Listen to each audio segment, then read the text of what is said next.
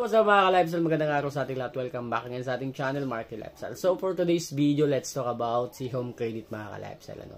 Sa mga hindi maganda yung na-experience kay Home Credit pagdating sa mga pangungulekta nila, makinig kayo ng mabuti mga ka-lifestyle kasi meron akong i-share sa inyo na nalaman ko and then alam ko matagal nang ginagawa or gawain talaga ng mga field collector to.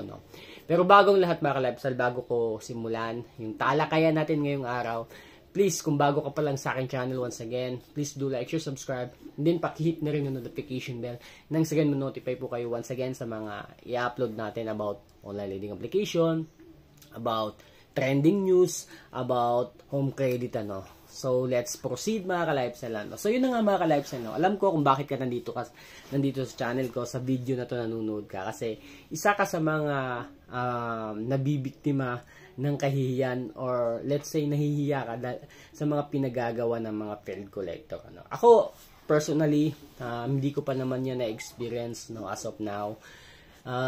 Marami lang talaga akong mga naririnig, nare-receive ng mga feedback against sa mga field collector. Kasi, whether you like it or not, meron talagang mga field collector na hindi maganda yung ugali. Meron ding mga okay naman kausap, pagdating sa usapan, maganda naman. Yung iba talaga, hindi mo talaga mapakikiusapan. Halimbawa, nagpunta sa inyo, and then pinakiusapan mo na baka next week na lang, wala pang next week, nandiyan na yan, tatawag na yan, magpa-follow up. Meron ganyang mga field collector. Meron din mga field collector na pupunta mismo dun sa pinagtatrabahuan mo. So, watch out sa mga government employee dyan na merong mga home credit. Baka magaya kayo sa mga ganitong pangyayari na pinupuntahan, napapahiya na, medyo napapahiya na talaga sa kanilang katrabaho. Kasi, whether you like it or not, actually, trabaho po talaga kasi ng mga field collector yan, follow up. Pero, meron din silang konting hindi magandang gawain. Halimbawa, nagpunta sa halimbawa kung teacher ka or admin sa isang paaralan, pupunta talaga yan, pupunta yan doon mismo sa principal, iko-confirm kung dito ka nagtatrabaho, kung ano yung position mo, then sasabihin na may utang ka sa home credit.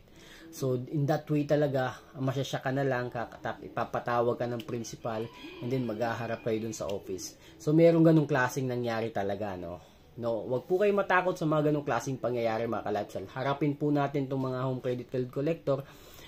Pagsabihan natin mga ka-lifestyle, hindi maganda yung gawain nila. So, hindi na dapat umabot sa point na kausapin yung principal, ipatawag ka. Hindi na dapat ganun. Kasi, kumbaga, hindi rin naman siguro masisisi natin yung mga home field, field collector, kasi baka hindi sinasagot. Pero ganun pa man mga ka-lifestyle, maling gawain po yon ng field collector. Kung ako yung nasa sitwasyon ng ganun, kakausapin ko talaga sa field collector. Pag ginawa mo pa to, ganyan, di na talaga kita babayaran. Tatakutin ko talaga. Kasi hindi kulang pa yung ganung klaseng pamamahiya. Para sa akin, pamamahiya po yun. Pamamahiya. Hindi na dapat kasi kausapin yung mga superior natin, principal natin, kung ano man yung mga head natin, hindi na dapat umabot sa point sa ganun. Kasi para sa atin, kasi malaking insulto yung ganung klaseng gawain, So again, especially dun sa mga may magagandang katungkulan sa gobyerno, sa DepEd, sa CHED, sa ano ba yan, sa elementary, whatsoever, mag-ingat po kayo, kasi posibleng mapahiya rin kayo. Puntahan kayo ng mga field collector. Kahit isang buwan ka pa lang pong hindi nakakabayad, pupuntahan ka po niyan. Pag kahit kausapin mo, makiusap ka, na magbabayad ka in other day, pupuntahan pa rin po yung pinagtatrabahuan mo. So, marami na pong mga scenario na talaga namang yung mga home credit users is medyo talaga napapahiya. So, I hope sana once na maka-experience kayo ng ganito,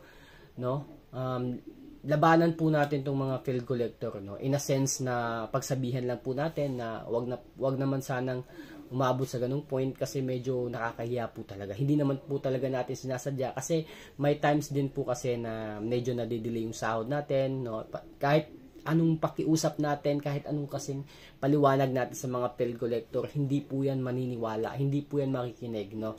So sabihin na natin nandiyan na yan, trabaho nila yan, pero ganun pa man mga ka-lifestyle, dapat maging ano dapat siya, makinig naman kahit konti naman lang sana, no, para wala na masyadong mga hindi magandang mangyari, or